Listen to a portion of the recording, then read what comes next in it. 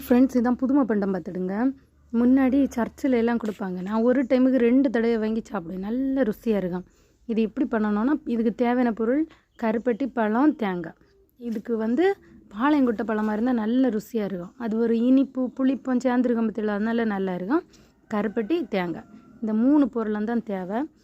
இது நம்ம கிண்டவோ எதுவுமே செய்ய வேண்டாம். அடுப்புலேயே வைக்காமல் ஈஸியாக ரெடி பண்ணிடலாம். ஃபஸ்ட்டு பாளையங்கொட்டம் பழத்தை இப்படி கட் பண்ணணும். இப்படி தான் கட் பண்ணணும்னு இல்லை, உங்களுக்கு எப்படி தோணுதோ அப்படியே கட் பண்ணிவிடுங்க. சரியா?